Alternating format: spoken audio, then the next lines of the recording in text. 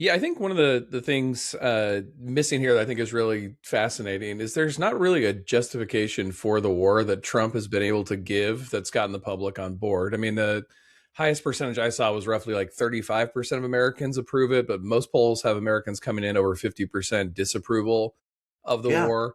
And it's just ahistorical. Typically, presidents generally lie or use, if you want to be a little more kind, exaggerate the truth to convince the public to get into war.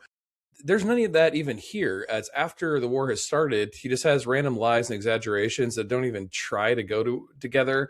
The way his own administration has contradicted themselves on whether or not they knew for a fact Israel was going to attack Iran, or as Caroline Levitt put it, Trump had a feeling based on facts that Israel was yeah. going to attack Iran.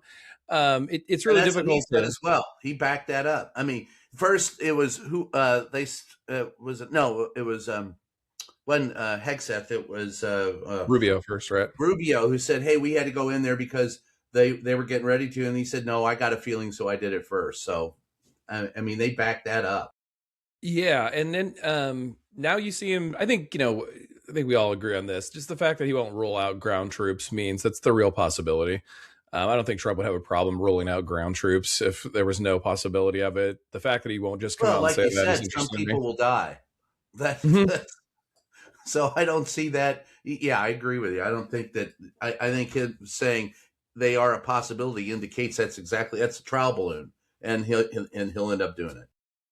Yeah, and to Mark's point about Epstein, I know this can sometimes seem kind of like an oversimplification that he used these things to distract from Epstein, but you know, he doesn't give us a coherent reason here, even a targeted goal for the country that there's some benefit for what's going on in Iran or the globe. I mean, it's expanding rapidly. Bahrain claimed that their desalination plant was hit today.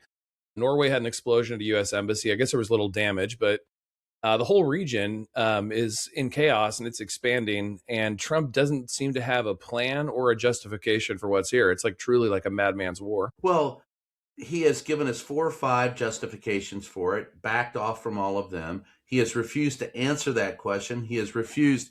By the way, if you take a look at bottom line, I'll just say it this way: we're at war because Donald Trump wants it.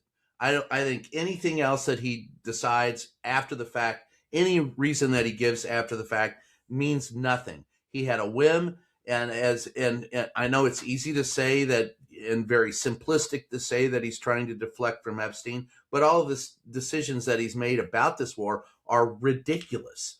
And of course, we're not.